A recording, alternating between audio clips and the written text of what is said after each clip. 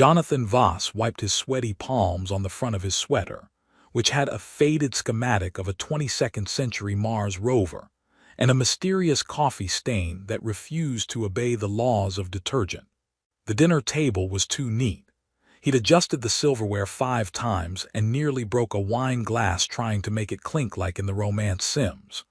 Across the table, Sailari watched him with calm amusement, her long, elegant ears gently twitching with each of his nervous fidgets. "I'm just saying," Jonathan muttered, trying not to choke on his own anxiety. "I checked 3 galactic etiquette guides, and none of them said I needed a singing plant or fermented lizard milk for a proper Ariston proposal." "You overprepared," she replied smoothly, her voice like warm static laced with amusement. "Which, for a human, means you only mildly offended 3 major deities and invoked 1 minor weather spirit." Jonathan froze, fork hovering midair. "Wait, I did what now?" She tilted her head, joking mostly. He breathed a sigh of relief, then inhaled too fast and coughed violently. Sailari reached over and gently patted his back with the grace of someone who could disassemble a plasma rifle blindfolded. Her touch was firm, calculated, affectionate in a way that always made him feel like a slightly defective but beloved pet drone. "Jonathan," she said, fixing him with eyes that held the depth of starlight and about twice as many secrets. "You've been nervously vibrating for the past hour. Are you going to ask me or attempt spontaneous combustion?" He fumbled in his pocket, dropped the small black box, and scrambled under the table to retrieve it. Somewhere above him, Sailari made a sound halfway between a sigh and a suppressed laugh. When he emerged, red-faced and victorious, he offered the box with trembling hands. "Sailari of House the Rooney, daughter of the skies, chaos incarnate of my breakfast routine." He paused, fighting the growing panic in his lungs. "Will you marry me?" She opened the box. The ring inside was simple, an alloy blend of earth steel and Ariston dusk metal that glowed faintly with warmth, forged by a jeweler who owed Jonathan 3 favors and 1 mild concussion. Sailari smiled, not the smirk she wore when correcting his calculations, nor the crooked grin she used to end debates. This smile was quiet, deep, a folding of time into a single certainty. "Yes," she said, "I accept." Jonathan exhaled, somewhere between a gasp and a victorious wheeze. "You do?" "I do." He laughed, half from joy, half from sheer survival. "Oh, thank God. I mean, thank the probability field, or whatever you guys use. Wait, is there a form I need to?" She stood, leaned across the table, and kissed him. It wasn't their first kiss, but it was the one that recalibrated every moment before it. Somewhere in the background, the smart stove beeped, announcing the roast had reached a temperature approximating delicious, unless you're from Neptune. Later, as they sat on the couch, surrounded by empty plates and the faint hum of ambient shielding, Sailari's head rested on his shoulder. "There is one small thing," she said casually. Jonathan tensed. "Oh no, what?" "In Ariston tradition, accepting a proposal binds the immediate matrilineal family into shared residence." He blinked. "Sorry, I don't speak ancient horror." "Translate. My sisters are moving in." Jonathan's brain made a sound like a dial-up modem trying to download panic. "Sisters. 4 of them." "4? Yes. As in 4 additional living beings." "Correct. Into this house." She nodded serenely. His mouth opened, closed, opened again. "This house has 2 bathrooms, Sailari, too. I don't know if the water heater can emotionally handle this." "You'll adapt. You say that like it's a firmware update." She smirked, ears twitching. "You're more resilient than you think." He stared at the ceiling, calculating the square footage and the number of privacy collapses soon to occur. "Do I get names?" "Of course, Virely, Tiza, Nime, and Lilixi." "Are any of them small, quiet librarians who don't believe in speaking before noon?" Virely once defeated a rampaging war beast with a toothbrush and an angry poem. Tiza creates sentient sculptures. Nime is a bioengineer banned from 3 moons for accidental terraforming. Lilixi floats. Jonathan blinked. Silari added, and they're very excited to meet you. He stood, walked to the kitchen, and opened the freezer. Do I have enough ice cream for this? No. Thought so. She joined him, her fingers lacing through his. They'll like you. Is that good or terrifying? Yes. He groaned, then chuckled. You know, I thought the biggest adjustment in this relationship was going to be the tentacle wrestling holiday. That comes later. I need a bigger fridge. And a reinforced shower. The room filled with laughter, hers melodic, his slightly unhinged. He leaned into her, letting the rhythm of her presence steady his pulse. Somewhere in the distance, the sky blinked with the silent arrival of an orbital shuttle, cloaked and patient. His home, his world, his quiet little life, about to become a diplomatic hot zone with decorative throw pillows. Jonathan Voss, Earth-born, engaged to a woman who could outthink a supercomputer and once vaporized a coffee mug with her glare, looked up at the ceiling again and whispered, "What have I done?" A voice outside the window replied, "You've done wonderfully, future brother." He turned slowly. A tall figure stood just outside the perimeter field, violet eyes gleaming, ears as long as Silari's and folded back like blades. Behind her, 3 other silhouettes emerged from the shadows, each carrying luggage, one holding what appeared to be a live, glowing plant that hissed at his motion sensor. Jonathan blinked twice, reached for the last spoonful of ice cream and muttered, "I knew I should have just gotten a dog." The front door hissed open with the lazy reluctance of a machine that knew exactly what kind of day it was about to have and wanted no part of it. Jonathan stood in the foyer in a t-shirt that read Quantum Entanglement. It's complicated, gripping a coffee mug like it was both shield and weapon. On the welcome mat, 4 beings stepped into his home like they were claiming land in the name of glorious chaos. Virely entered first, tall and sharp, with a stance that suggested she had either just come from a battlefield or intended to create one shortly. Her gaze swept the living room with military precision, then narrowed on the ceiling fan. "This structure is not reinforced," she said. Jonathan blinked. "It's a ceiling fan. It rotates inefficiently. It rotates air. It rotates weakness." Tiza floated in next, emotionally, not literally, with robes that shimmered in colors that didn't exist on the human spectrum, and a distant, artistic expression that belonged on a different plane of existence. She paused in front of the bookshelf, ran her fingers along the spines of vintage sci-fi novels, and smiled like she'd just discovered an alien culture's cave paintings. "These stories," she said dreamily, "they are tragically optimistic." "Thanks," Jonathan replied. "They believe time travel doesn't liquefy the soul." Adorable. Behind her, Naim marched through the door dragging 5 crates and a cylindrical tank labeled Caution, phase-active spores. She wore goggles, 3 wrist-mounted devices that beeped in conflicting tones, and a grin that promised zero remorse and maximum experimentation. "I brought pets," she announced. Jonathan stared at the tank. "That's not a pet. That's a violation of local atmospheric codes. Not if it bonds with the oxygen molecules. That's worse." And finally, Lilixie drifted in literally. Her boots never quite touched the floor, her gravitational calibration unit humming with gentle defiance. She looked around, tilted her head, and frowned. "This planet's pull is aggressive," she said. "It's rude." Jonathan cleared his throat. "Hi, welcome. I see no one brought sandwiches, so we're already at a cultural disadvantage." Silari stepped into view from the hallway, arms folded, expression equal parts amused and resigned. "Jonathan, this is my family. Sisters, this is the human I've chosen to cohabitate with in probable harmony." Virely nodded curtly. "He looks soft." "Not emotionally, just physically," Naim added. "That's acceptable." "I like his eyes," Tiza said. "They're quietly confused." "I give him 4 days before the pressure fractures his psyche," Lilixie offered. Jonathan took a long, slow sip of coffee. "I'm sorry, was that a threat, a bet, or a compliment?" "Yes," Virely replied. He clapped his hands together. "All right, tour time. Come see the house that will soon echo with the sounds of interstellar therapy. The kitchen was the first stop. It had a standard setup.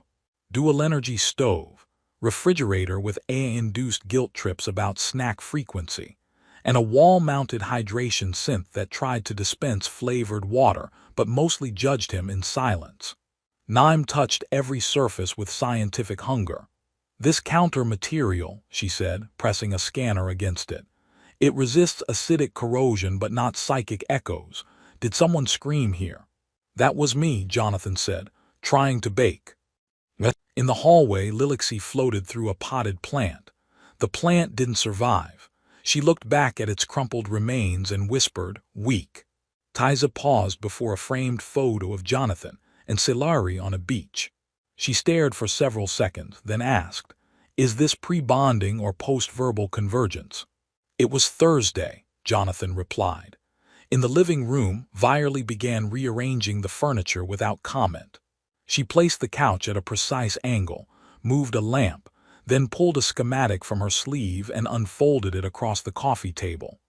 "This layout provides superior tactical field of vision and defensive choke points," she said. Jonathan glanced at Silari. "Is she expecting a siege?" "Probably." He turned to Virely.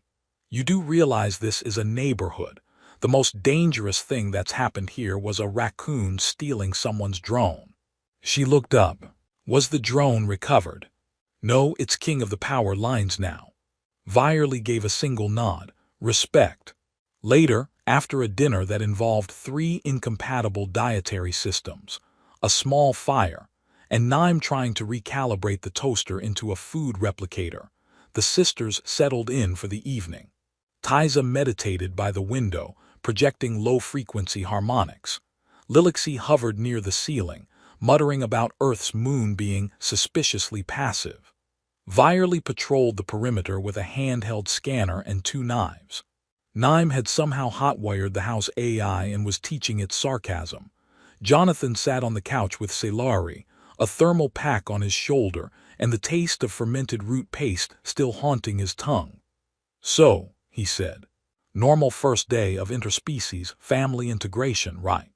"Fairly smooth," she replied. "I think the house is scared of them." "The house will adapt." The blender asked for time off.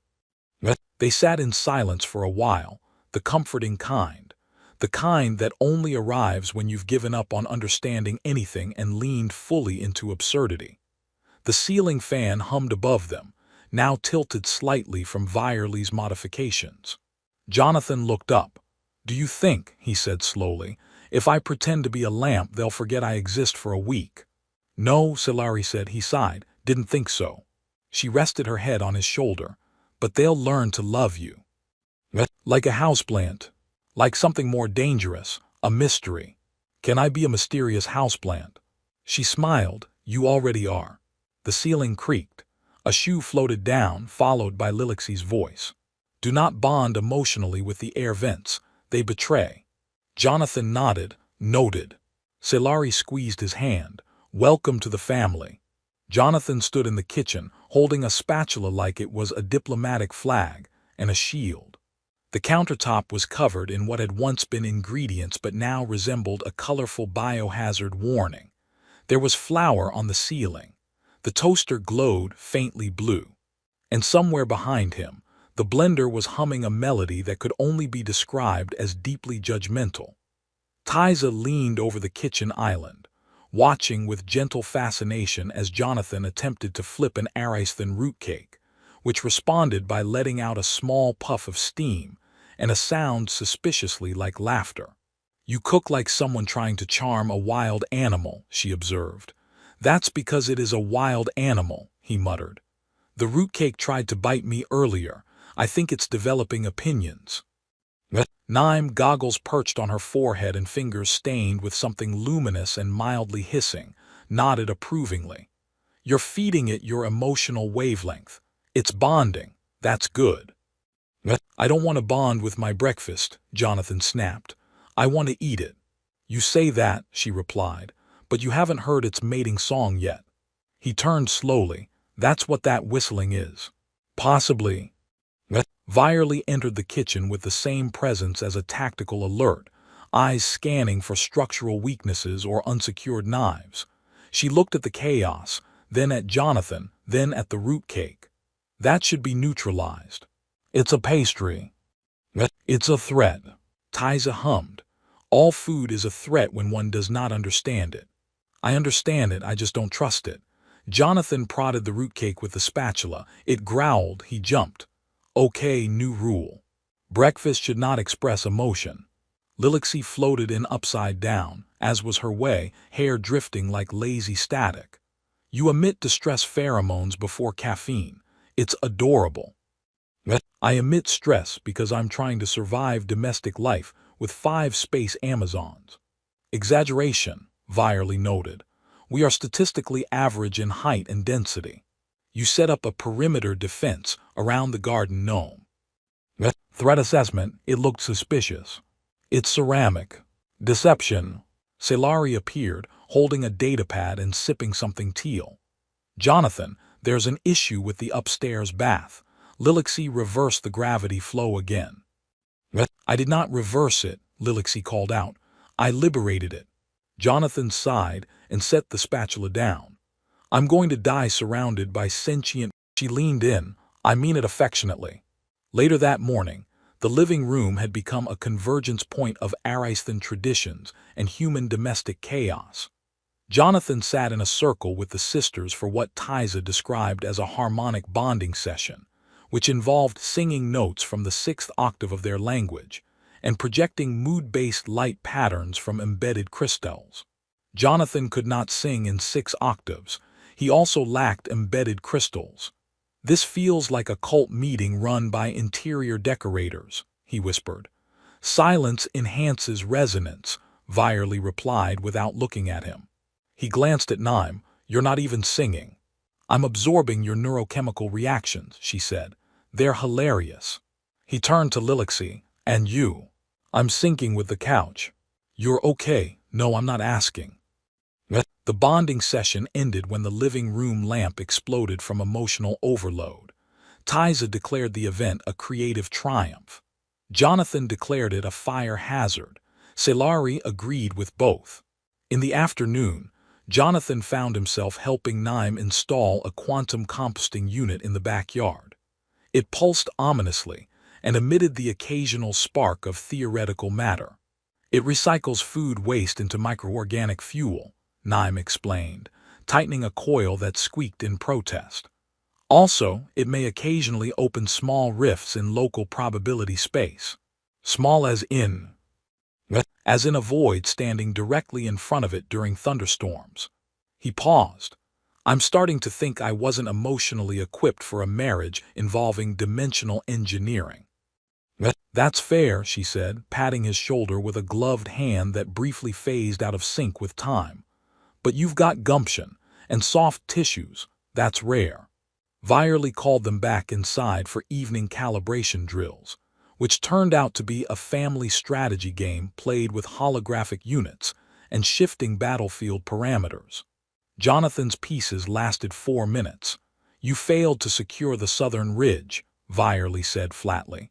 I thought we were building a community garden. You trusted Lilixie's distraction tactics. She floated at the enemy and recited earth poetry. It was beautiful, Tyza added. It was confusing, Jonathan grumbled. Same thing, she replied. Dinner was a peace offering. Celari made earth spaghetti. Tyza sculpted salad into a temporary art installation that Jonathan wasn't sure he was allowed to eat. Naim added an enzyme compound that made the tomato sauce taste like strawberries if you were thinking about someone you admired. Virely sharpened the forks for reasons unknown. Lilixie floated a meter above her chair and complained that gravity tasted salty.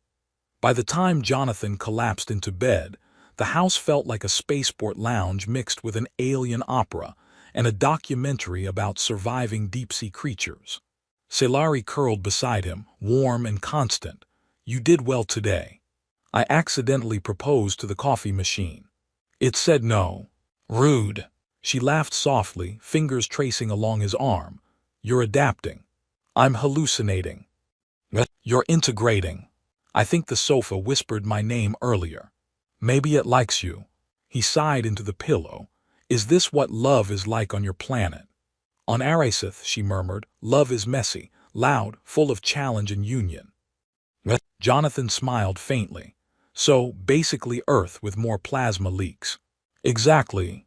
Somewhere downstairs, the compost unit let out a soft bloop, and a hallway light flickered into a new color that didn't have a name. Jonathan, half asleep, muttered, we should name that shade something romantic. Salari whispered, let's call it survival. And Jonathan, surrounded by chaos, science, and 5 alien sisters who somehow now felt like home, drifted into a sleep that was surprisingly peaceful. Jonathan stood in the middle of the living room, dressed in something Naim had called ceremonially neutral, which apparently meant a robe that shimmered with probability gradients and might technically exist 1 second ahead of itself. It made his skin itch and his left foot cold. Salari adjusted the collar. You'll be fine. No one says that unless I'm about to be chased by sentient paperwork. She kissed his forehead, only metaphorically. Tiza floated into the room, her eyes glowing with tranquil menace. We begin the Unity Accord today. Jonathan nodded solemnly. Excellent. I've been wanting to prove my compatibility through fear-based rituals. It's not fear-based, Tiza said gently. It's terror-based. Improvement noted. Naim entered next, holding a small orb that pulsed softly. I've pre-calibrated your neurological buffer in case of ego fragmentation. Do not eat dairy for the next 6 hours.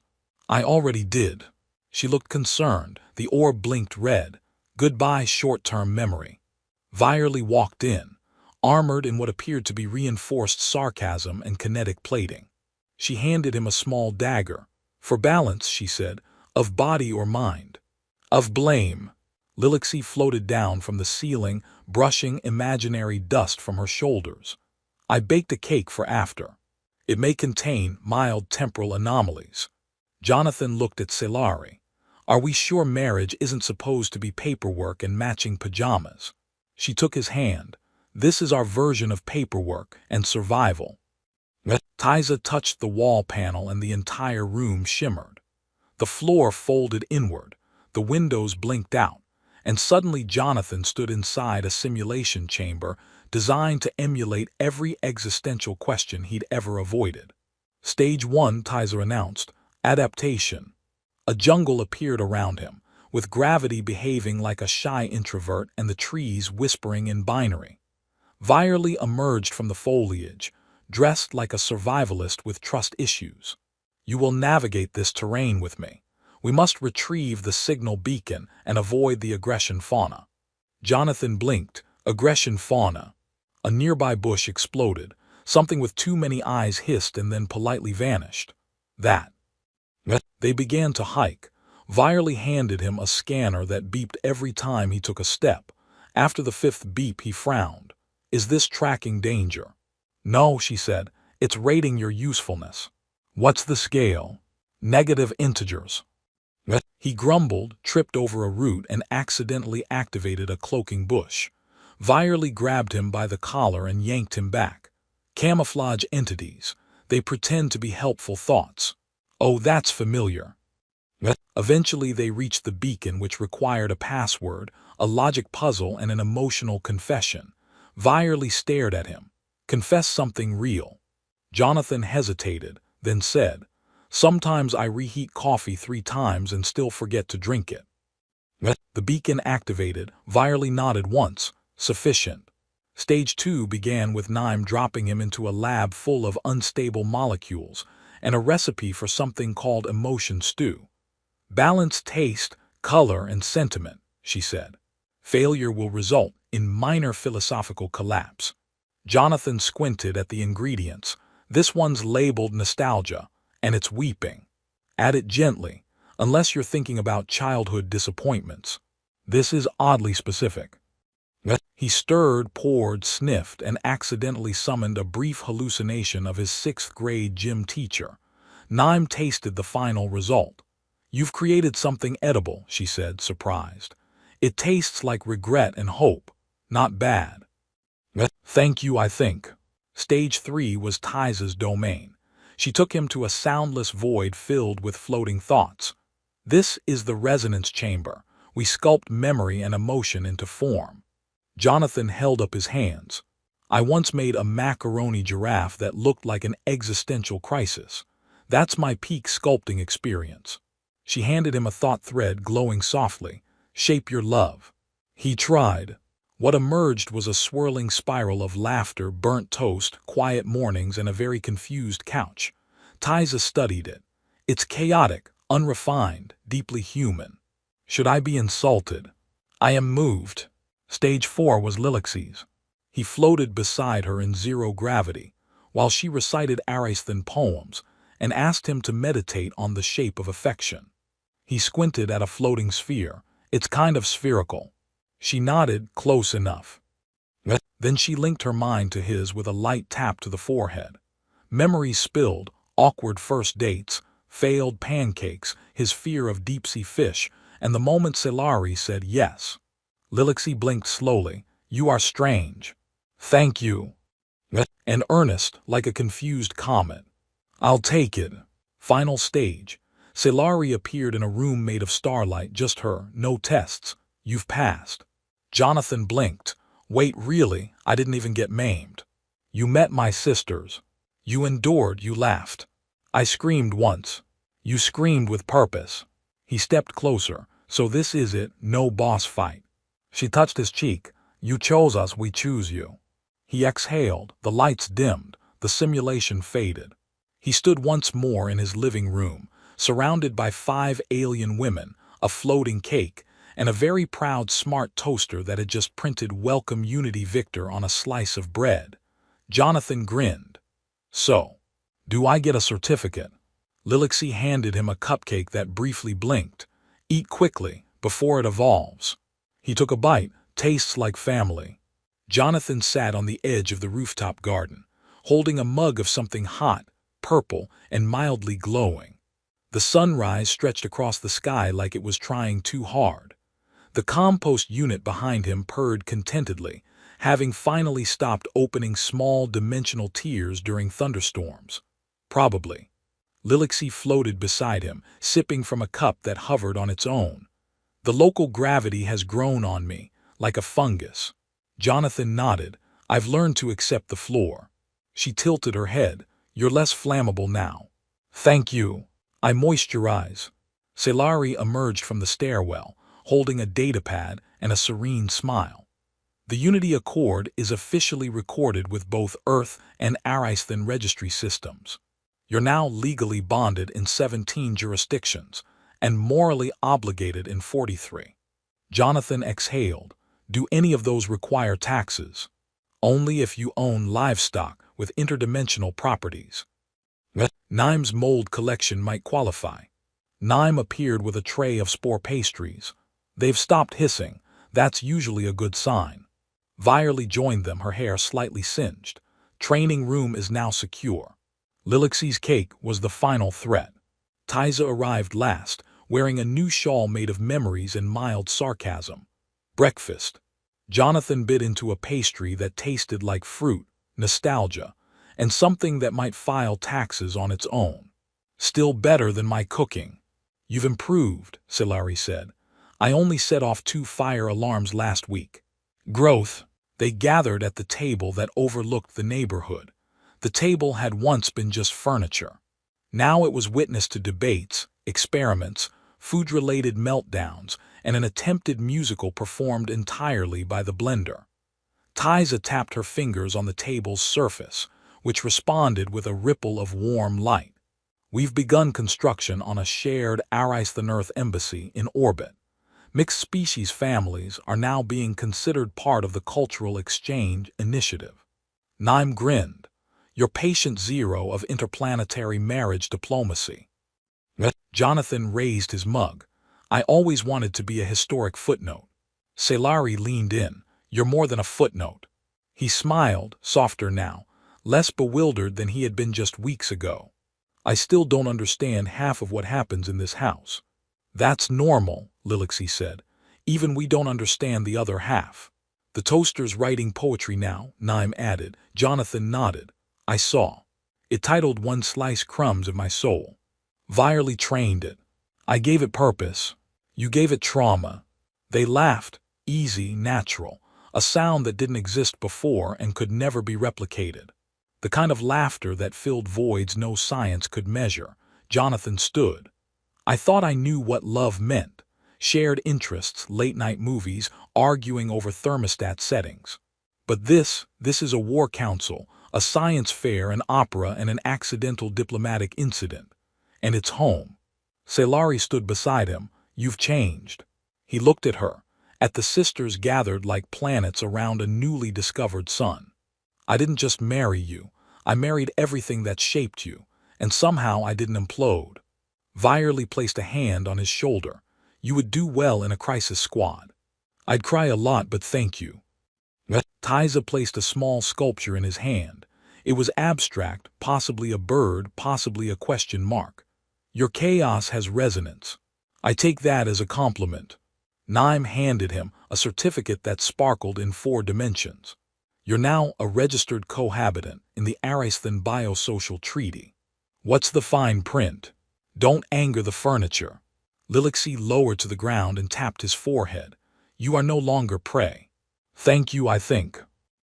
As the sun rose higher, casting golden light across the rooftop, Jonathan raised his mug again.